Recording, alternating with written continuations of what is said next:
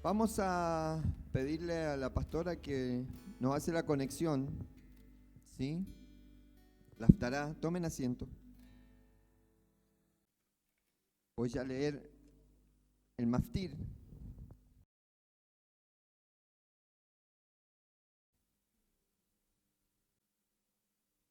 ¿Qué para allá la que estuvimos viendo esta semana? Shemini. El Maftir está en Vaikra 11, 45.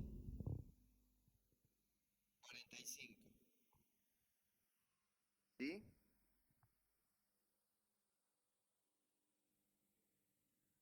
Leo. Pues yo, el Eterno, que los hice salir de la tierra de Egipto para ser Dios de ustedes, sean sagrados porque yo soy sagrado. Esta es la ley en cuanto a los mamíferos, las aves, todos los animales que se mueven en el agua y todo animal que se arrastra sobre la tierra, para que disciernan entre lo puro, lo impuro y lo puro, y entre el animal que puede comerse del animal que debe, entre el animal que puede comerse del animal que no debe comerse. Amén. Ahora sí.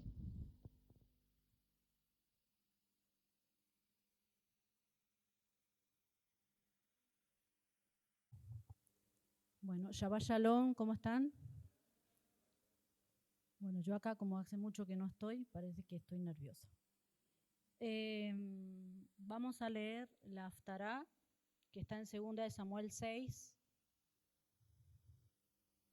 hasta el 7:17. 2 de Samuel 6.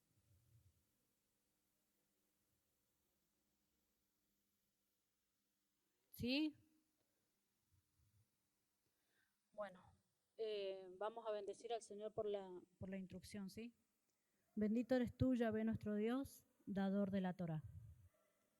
Bendito es el nombre de Dios que trae sabiduría a sus escogidos por medio de la Torá. Amén. Entonces David volvió a reunir las tropas más selectas de Israel, un total de 30.000, y las llevó a Baalá de Judá para traer de regreso el arca de Dios, que lleva el nombre del Señor de los ejércitos celestiales, quien está entronizado entre los querubines. Amén. Así Así que pusieron el arca en una carreta nueva y la retiraron de la casa de Abinadab, que estaba en una colina. Usa y Ahío, hijos de Abinadab, guiaban la carreta que cargaba el arca de Dios. Ahío caminaba delante del arca. David y todo el pueblo de Israel celebraban ante el Señor, entonando canciones y tocando todo tipo de instrumentos musicales, liras, arpas, panderetas, castañuelas y címbalos. Cuando llegaron al campo de trillar de Nacón, los bueyes tropezaron y Usa extendió la mano para sujetar el arca de Dios. Entonces se encendió el enojo del Señor contra Usa, y Dios lo hirió de muerte debido a lo que hizo. Así fue que Usa murió allí junto al arca de Dios. Entonces David se enojó porque la ira del Señor se había desatado contra Usa y llamó a ese lugar Fares Usa, que significa desatarse contra Usa, nombre que se conserva hasta el día de hoy. Ahora David tenía miedo del Señor y preguntó: ¿cómo podré regresar el arca del Señor para que esté bajo mi cuidado? Por lo tanto, David decidió trasladar el arca del Señor a la ciudad de David. Por lo tanto, David no decidió trasladar el arca del Señor a la ciudad de David, sino que la llevó a la casa de Obed-Edom en Gat. El arca del Señor permaneció en la casa de Obed-Edom por 3 meses, y el Señor bendijo a Obed-Edom y a su casa. Entonces le dijeron al rey David: el Señor ha bendecido a los de la casa de Obed-Edom y a todo lo que él tiene a causa del arca de Dios. Luego David fue y llevó el arca de Dios de la casa de Obed-Edom a la ciudad de David con gran celebración. Cuando los hombres que llevaban el arca del Señor dieron apenas 6 pasos, David sacrificó un toro y un ternero engordado. David danzó ante el Señor con todas sus fuerzas, vestido con una vestidura sacerdotal. David y todo el pueblo trasladaron el arca del Señor entre gritos de alegría y toques de cuernos de carneros. Entonces, cuando el arca del Señor entraba a la ciudad de David, Mical, hija de Saúl, se asomó por la ventana. Cuando vio que el rey David danzaba y saltaba ante el Señor, se llenó de desprecio hacia él. Así que trasladaron el arca y la colocaron en el lugar dentro de una carpa especial que David había preparado. David sacrificó al Señor ofrendas quemadas y ofrendas de paz. Cuando terminó de ofrecer los sacrificios, David bendijo al pueblo en el nombre del Señor de los ejércitos celestiales. Después repartió a todos los israelitas que estaban allí reunidos, tanto hombres como mujeres, una hogaja de pan, un pastel de dátiles y un pastel de pasas de uva. Luego todos regresaron a su casa. Cuando David regresó a su hogar para bendecir a su propia familia, Mical, hija de Saúl, salió a su encuentro y le dijo indignada: «Qué distinguido se veía hoy el rey de Israel, exhibiéndose descaradamente delante de las sirvientas, tal como lo haría cualquier persona vulgar». David le replicó a Mical: «Estaba danzando delante del Señor, quien me eligió por encima de tu padre y de su familia, y me designó como líder de Israel, el pueblo del Señor, y de este modo celebro delante de él. Así es, estoy dispuesto a quedar en ridículo e incluso a ser humillado ante mis propios ojos. Pero esas sirvientas que mencionaste, de seguro seguirán pensando que soy distinguido». Mical, la hija de Saúl, nunca tuvo hijos en toda su vida. Una vez que David se instaló en el palacio y el Señor le dio descanso de sus enemigos que lo rodeaban, el rey mandó a llamar al profeta Natán. «Mira», le dijo David, «yo vivo en un hermoso palacio de cedro, mientras que el arca de Dios está allá afuera en una carpa». Natán respondió al rey: «Adelante, haz todo lo que tienes pensado, porque el Señor está contigo». Pero esa misma noche el Señor le dijo a Natán: «Ve y dile a mi siervo David, esto ha declarado el Señor. ¿Acaso eres tú el que me debe construir una casa en la que yo viva? Desde el día en que saqué a los israelitas de Egipto hasta hoy, nunca he vivido en una casa. Siempre fui de un lugar a otro, con una carpa o un tabernáculo como mi morada. Sin embargo, donde quiera que fui con los israelitas, ni una sola vez me quejé ante los jefes de los israelitas, ante los jefes de las tribus de Israel, los pastores de mi pueblo Israel. Nunca les pregunté, ¿por qué no me han construido una hermosa casa de cedro?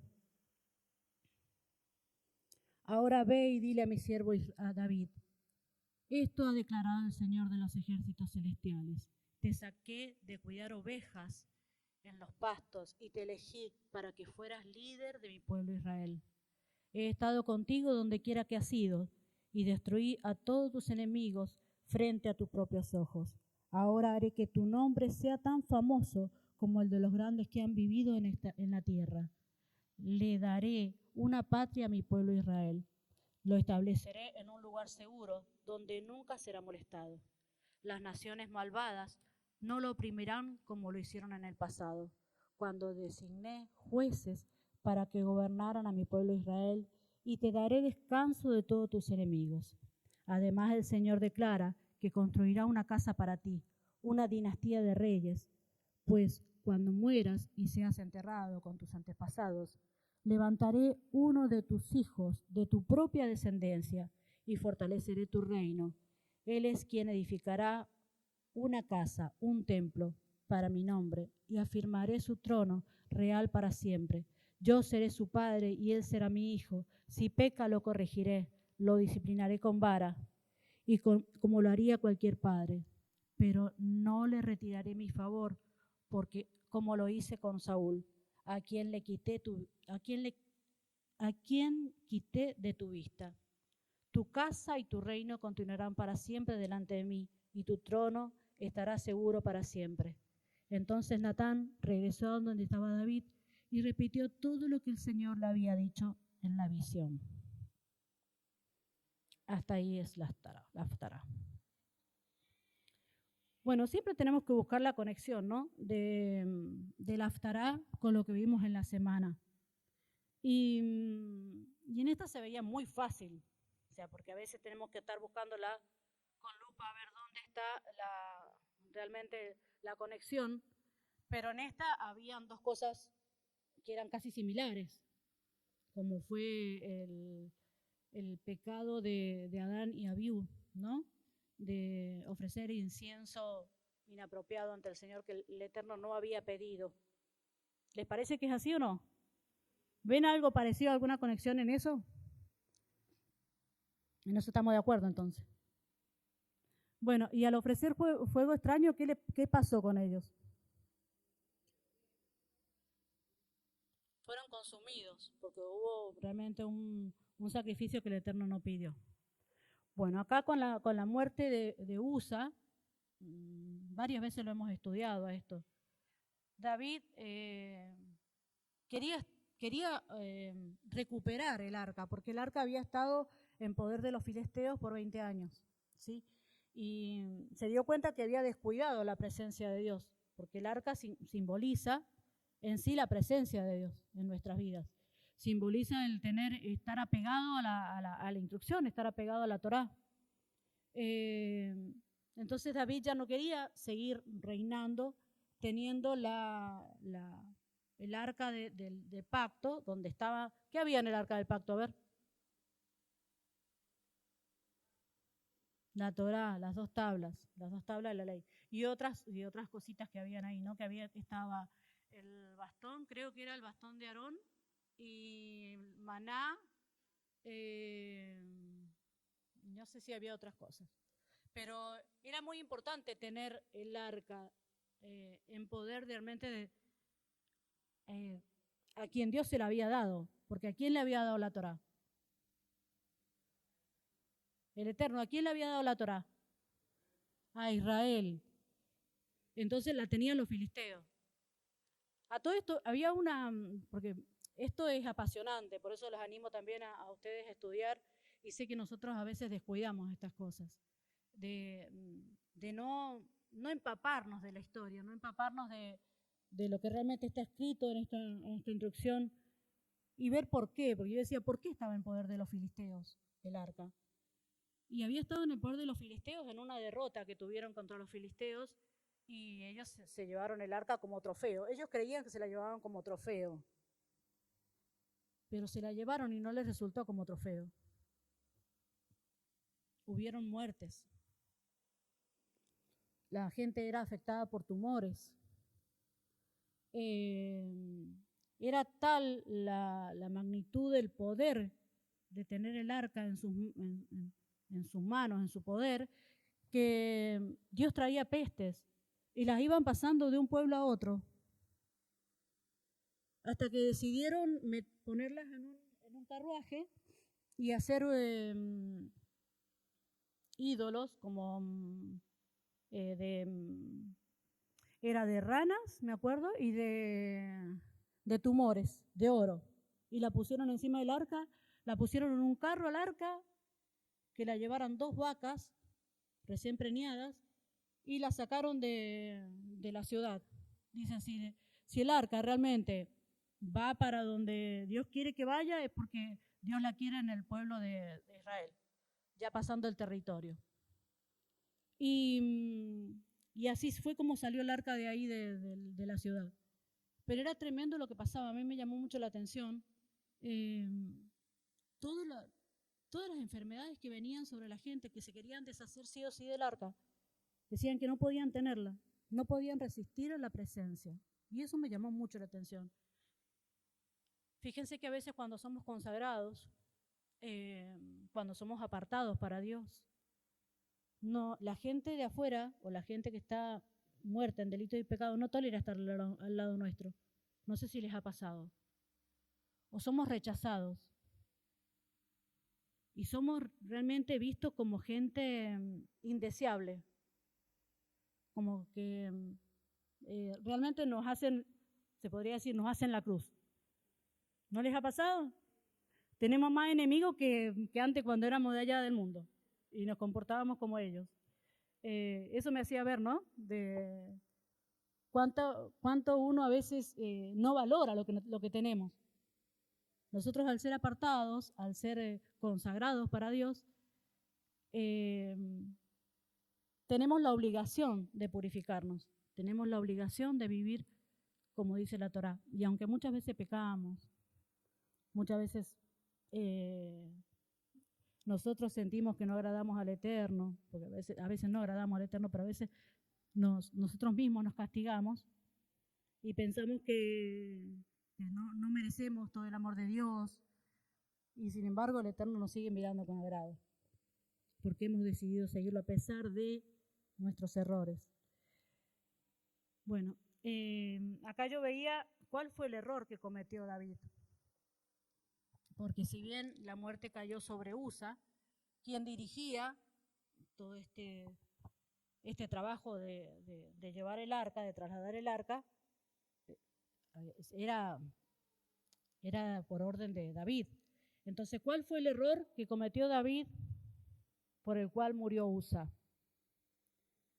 El primer error que yo vi fue no consultar a Dios. No consultar a Dios de realmente cómo tenía que ser trasladada el arca. Vamos a ir a Primera de Crónicas 15.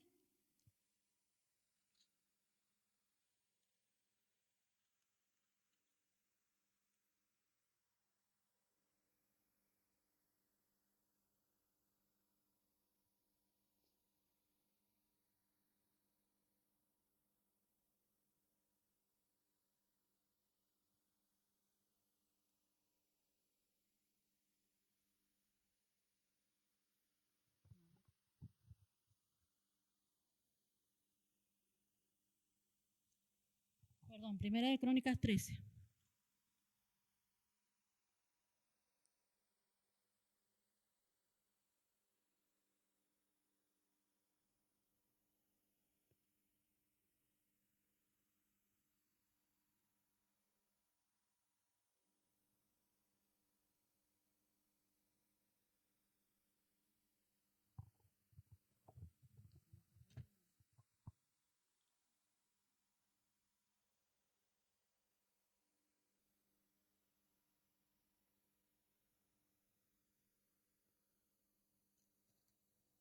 Se me perdió el pasaje, pero esperen que ya lo encuentro.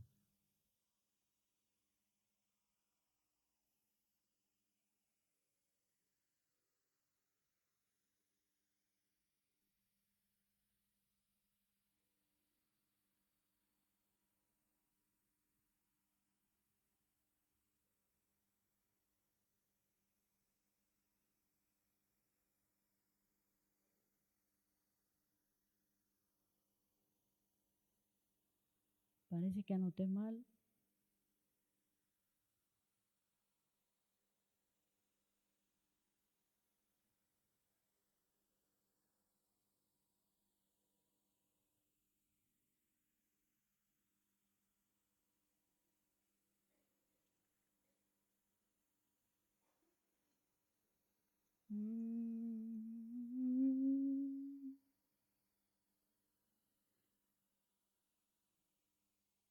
Ay, estoy buscando, perdón.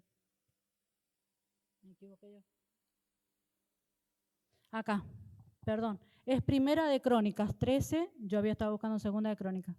Primera de Crónicas 13, 1. David consultó a todos los oficiales, entre ellos los generales y capitanes de su ejército. Luego se dirigió a toda la asamblea de Israel con las siguientes palabras: si ustedes lo aprueban y si es la voluntad del Señor nuestro Dios, enviemos a un mensajero a todos los israelitas por toda la tierra, incluidos los sacerdotes y los levitas en sus ciudades y pastizales, a que se unan con nosotros. Es hora de traer de regreso el arca de nuestro Dios, porque la descuidamos durante el reinado de Saúl. Ahí se dan cuenta ustedes que él prefirió consultar a los oficiales, entre ellos los generales y los capitanes de los ejércitos, dice, para traer el arca. Él vio que era necesario tener el arca del Señor en sus manos, pero no le consultó a Dios como otras veces David consultaba.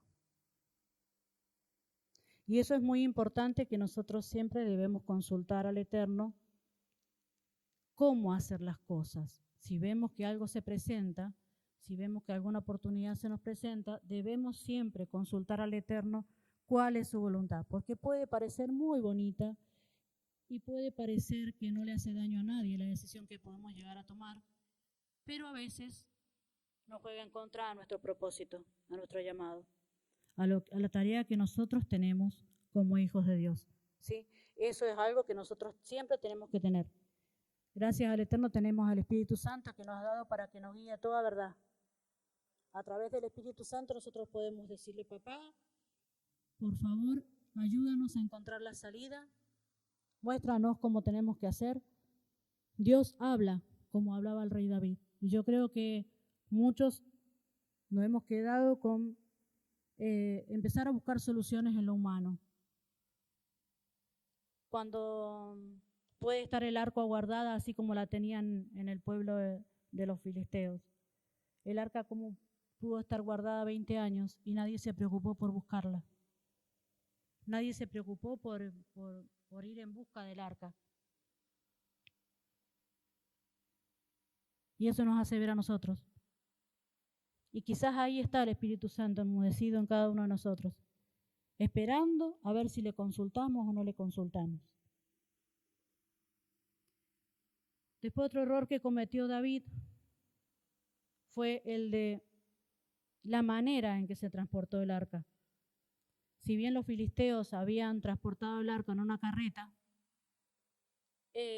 no se podía transportar el arca en una carreta, como lo dice Número 7:9. Vamos a Número 7:9, porque el Eterno había dado órdenes de cómo debía ser transportada el arca. Por eso es tan importante conocer la palabra. Yo creo que somos privilegiados al conocer todos estos secretos, de qué es lo que le agrada al Eterno y qué no. Si David, no sé si por ignorancia o por olvido o por descuido, no tuvo cuidado de saber cómo tenía cómo tenía que ser transportada el arca. Número 7:9.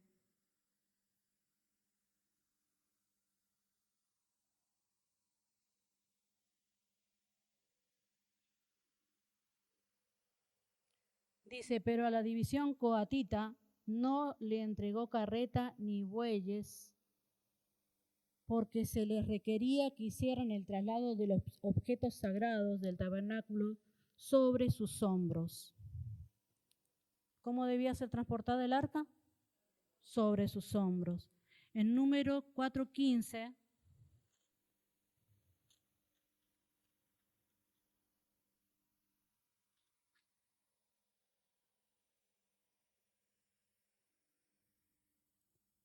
el campamento estará listo para trasladarse cuando Aarón y sus hijos hayan terminado de cubrir el santuario y todos los objetos sagrados. Entonces los coatitas vendrán y transportarán todo esto al siguiente destino, pero no deberán tocar los objetos sagrados, pues morirán. Así que todos estos artículos del tabernáculo que los coatitas así que estos son los artículos del tabernáculo que los coatitas deben transportar. Si bien acá los levitas debían transportar, y los coatitas debían transportar los artículos sagrados del tabernáculo, no debían tocarlo ellos tampoco. Porque para eso se le había hecho una argolla. ¿Se acuerdan que se le había hecho una argolla que se traspasaba para que ellos lo pudieran transportar arriba de sus hombros? Entonces imagínense ustedes Si David hubiese consultado, al menos si no consultaba directamente a Dios preguntándole, ¿podría haber consultado la Torá? Él la sabía, porque Él sabía, porque cada rey debían tener los rollos de la Torá. Él lo sabía. Entonces, a veces en la emoción, en el apuro, en el afán de hacer algo que agrada al Eterno, lo hacemos con la mejor intención, pero no es realmente como debe hacerse. El pastor hablaba el otro día de esto, de que a veces somos nuevitos y queremos ser los llaneros solitarios y ir solo a toda batalla. Y queremos ir a la casa de uno, ir a la casa de otro, y visitar, y aquí, que allá, y agarrar y secar todos los altares en las rutas. Y después llegas a tu casa hecha puré porque no tenés fuerzas para nada. Entonces tenemos que saber con quién nos estamos enfrentando. Esto no quiere decir que nos sirvamos al Eterno, pero sí siempre cuidémonos de consultarle. ¿Es tiempo ya? ¿Es tiempo ya de hacer esto? ¿Puedo hacer esto? ¿Voy con tu cobertura? ¿Voy con tu presencia? ¿Voy con la autoridad delegada de tu parte para hacer tal o cual cosa? No puedo largarme a hacer cosas que el Eterno no me ha mandado. Si no ha sido enviado, no ha sido delegado por alguien o por alguna autoridad, siempre tenés que tener cuidado de cómo moverte. Si acá David, con la mejor intención, quiso estar cerca de la presencia de Dios, quiso agradar al Eterno, se equivocó. Después de este acontecimiento, David vuelve a intentar buscar el arca, que ustedes lo ven más adelante, cómo lo llevan, ¿sí? Y dice que al sexto paso, cuando estaban llevando el arca, al sexto paso, él hace sacrificios. Él hace sacrificios al Eterno. Y él sigue danzando. Y eso también me llamó la atención. Ya ahí en la segunda yo creo que habrá aprendido. En otros libros, en Segunda de Crónica o Reyes, sale que David en esta ocasión buscó levitas para llevar el arca. La segunda vez, cuando la hizo llevar a la ciudad de David. Y otra cosa que me llamó mucho la atención fue en la forma en que la llevó, con fiesta, danzando, no importándole si hacía o no hacía el ridículo. Muchas veces nosotros creemos y nos limitamos en el servicio a Dios creyendo que vamos a hacer el ridículo. Y pensando lo que la gente va a decir, o cómo me va a mirar, o qué va a decir aquel, o no queremos formar parte de la danza porque soy tímido, o soy tímida y me da cosa, y empiezo a poner 10.000 peros y no querer servir a Dios donde te están dando la oportunidad de servir. Sin embargo, Mical, al cuestionar cómo David había hecho el ridículo, según ella, según su parecer, David había hecho el ridículo, David dijo, no me importa estar en ridículo ante mis propios ojos, ni eso me importa, quedar en ridículo, con tal de agradar al Dios, con tal de agradar a mi Dios. Mientras yo agrade a Dios, yo creo que esa es la clave, ¿no? Mientras nosotros agrademos a Dios, busquemos en su palabra. Conocer su palabra es conocer cómo Él quiere que nos movamos. Por eso es que se insiste tanto en esta asamblea, en la asamblea de Mendoza, Ministerio Montesanto, se insiste tanto en que debemos estudiar la palabra, debemos amarla, así como David ansiaba tener la presencia de Dios, ansiaba tener el arca del pacto, que estaban las 10 palabras. Así como él ansiaba eso, yo creo que nosotros también deberíamos ansiar y tener en cuenta Si Dios nos escogió, ¿para qué nos escogió? Yo creo que no nos escogió para pertenecer a una iglesia y estar acá celebrando todos los fines de semana y después voy a mi casa y hago mi vida cotidiana, sino para ser un pueblo apartado, escogido, para saber discernir entre lo bueno y lo malo, para ser santos, porque dice, sean santos como yo soy santo. Y la santidad no es comportarte como un aburrido sin poder divertirte con nada. La santidad es saber discernir qué es lo que le agrada al Eterno y qué no. Pero ¿cómo voy a discernir? Yo sé discernir si conozco. Si conozco lo que le agrada a Dios y lo que no le agrada, voy a saber hacer separación. Y eso es lo que Dios nos pide. Hacer separación todos los días. Esto le agrada al Eterno, esto no le agrada. Y eso mismo enseñarle a nuestros hijos. Nuestros hijos van a aprender así, rápido. No vas a tener que estar enseñándole libro por libro. Le vas a tener que enseñar a que ellos sepan discernir. A veces sin que escuchen, sin que conozcan tanta la palabra, van a escucharte a vos y van a verte a vos cómo actúas. Y vos le vas a saber decir, esto no le agrada a Dios. Y ellos van a decir, ¿por qué no le agrada? Y vos vas a tener que buscar, ¿por qué no le agrada a Dios? Esa es la forma de enseñarle a nuestros hijos. Y cuando ellos aprenden, ellos se les queda muy grabado que después nos terminan enseñando a nosotros. Cuando nos ven que nosotros nos estamos apartando o nos ven que nosotros estamos haciendo algo errado, son los primeros en señalarnos. Eso dice Dios que no lo tenés que hacer. ¿O por qué lo haces si vos sabés que no se hace y eso no le agrada a Dios? Nosotros tenemos que empezar a pensar realmente, ¿para qué estamos hoy acá? Y cuando a mí me dan un lugar de privilegio, que me dicen, hoy te toca danzar, hoy te toca cantar, y nos limitamos, y nos enojamos por cualquier cosa, y quizás la oportunidad que Dios te está dando, la desperdicias. La desperdicias por un enojo, o cantás porque te gusta cantar, porque querés estar en ese lugar y realmente disfrutás cantar. Más allá de disfrutar, porque es hermoso que se pueda disfrutar alabar a Dios. Es hermoso que se pueda disfrutar cuando uno adora y es una conexión muy especial. Pero más allá de eso, ¿cómo está nuestro corazón para alabar al Eterno? ¿Cómo está nuestro corazón? ¿Cómo está nuestra conexión diaria con Él? Porque si no, sí, podemos cantar muy bonito, pero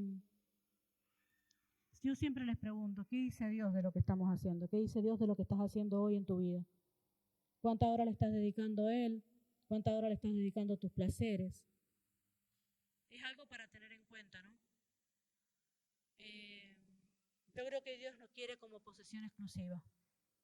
Yo creo que Dios nos está llamando a que tomemos conciencia de quiénes somos y no dejarnos llevar a veces hasta por mi propia autoevaluación, mi propia mirada. O sea, yo sé cuánto he pecado, pero ni siquiera eso me tiene que tirar abajo. Yo sé cuánto le he fallado a Dios, pero Él me sigue mirando con agrado.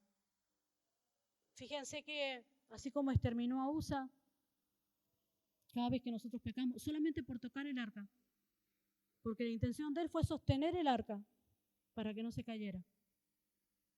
Y si los planes de Dios estaban que el arca se cayera, para que David se diera cuenta de que el arca no debía ser transportada en carreta. Y si nosotros muchas veces hacemos algo creyendo que lo hacemos con la mejor intención, creyendo que eso va a ser para bien, y estamos estropeando los planes de Dios. Si nosotros muchas veces encubrimos pecado de nuestros hijos y dejamos pasar las cosas, o encubrimos pecado, sí, como si nada. Total, nadie se entera. Si todavía seguimos atados a la pornografía, o seguimos atados a la lujuria, o seguimos atados al alcoholismo, seguimos atados, pero no, y creemos que nos podemos presentar así como así ante la presencia de Dios.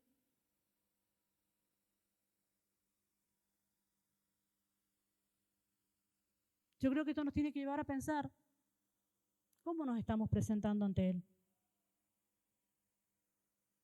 Cuando estamos en su presencia, dice que cuando está el Espíritu de Dios, allí hay libertad. Yo los animo a que empecemos a vivir en libertad. Que nada nos tiene que atar, ni siquiera nuestros propios pensamientos, esos pensamientos dañinos que vienen y nos quieren atormentar, porque para eso está la oración, para eso está el arrepentimiento, para eso está el decir, papá, perdóname, la teshuvá. Perdóname, yo sé quién soy, quiero estar en tu presencia, quiero todos los días estar en tu presencia, no quiero que nada ni nadie me aparte de tu presencia, ni aún mis más bajos instintos, y dejarlo a los pies del Maestro, para que realmente Él pueda moldearnos. Solamente Él nos puede purificar, solamente Él nos puede moldear, solamente Él nos puede transformar. Yo no me gusta ver personas atadas, no me gusta ver personas que realmente no pueden gozar ante su presencia. Yo quisiera verlos a todos danzando. ¿Y saben cuándo uno lo valora?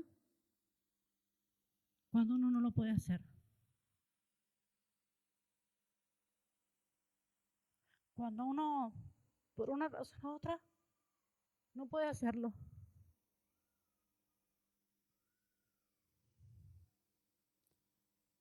Y vos decís, ¿cómo los años han venido tan rápido?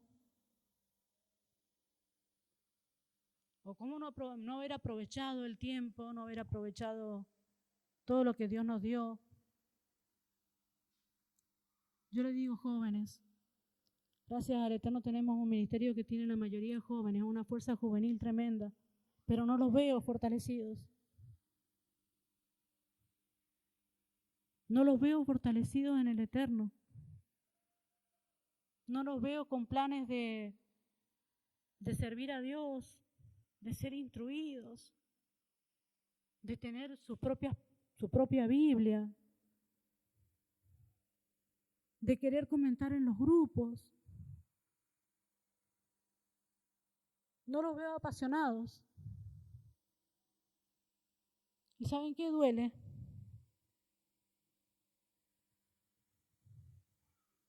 Porque no hay interés. Duele porque te clavan el visto. Entonces, en lo humano, uno busca, no, vamos a ponerle en este grupo, no, vamos a ponerle en el otro grupo, no, busquen líderes por acá, a ver líderes, vayan cada uno, un día cada uno, busquemos, hablemos, empujémoslo, llevémoslo a la presencia de Dios, pero no. Ya en lo humano no se puede hacer nada. Yo creo que está en cada uno de ustedes. Así como Dios le dijo a David, yo sé de dónde te saqué. Yo te saqué siendo pastor de oveja y te llevé a un palacio. ¿De dónde te sacó Dios a vos?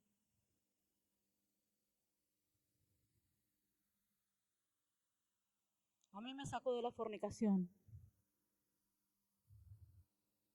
Me sacó de hacer las cosas a mi manera. Me sacó del libertinaje, de creer que mi vida me pertenecía.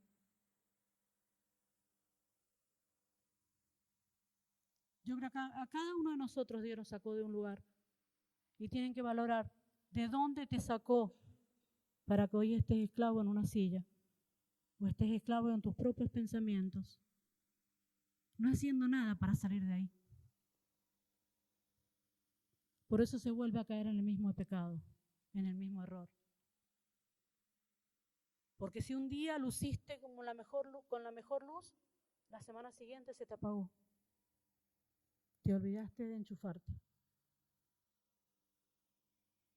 Te olvidaste otra vez de conectarte con la fuente. Entonces yo los animo a que ustedes hoy empiecen a replantearse cómo se están viendo ustedes mismos. ¿Están viendo lo que Dios ve de ustedes? Si vas a cantar, hacelo con pasión, hacelo con excelencia. No importa si los demás no danzan, no importa si los demás no levantan las manos, no importa, hacelo vos. Hacelo vos. Conectate vos con Dios. porque eso va a hacer que el otro vea cuánto amas a Dios y va a querer lo que vos tenés. Va a querer lo que vos tenés. Entonces háganlo, que nada más los ate. Y si está viendo que hay algo que no le está agradando a Dios de lo que haces día a día, empezá a dejarlo. Si esto no te agrada, yo soy capaz de dejarlo. Empiezo a comprar mi Biblia, empiezo a comprar algo para instruirme, traigo mi cuaderno para anotar. Y se lo he dicho una y otra vez, pero ya no sé cómo decírselos. Porque no hay interés. No hay el interés en traer cuadernito y anotar.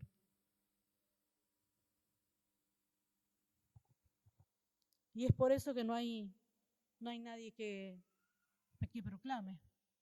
Porque ¿qué voy a proclamar si no tengo autoridad para salir a proclamar? Cuando no se tiene intimidad no tengo autoridad para proclamar. Y es lamentable. Yo nos animo a que nos despertemos. Si hemos pasado una fiesta como Pesaj, que trae liberación, la fiesta de Pesaj. Pesaj es nuestro paso a la liberación. Saquemos todo aquello que realmente nos está atando y no podemos ser libres para adorarlo a Él, ¿sí? Los bendigo.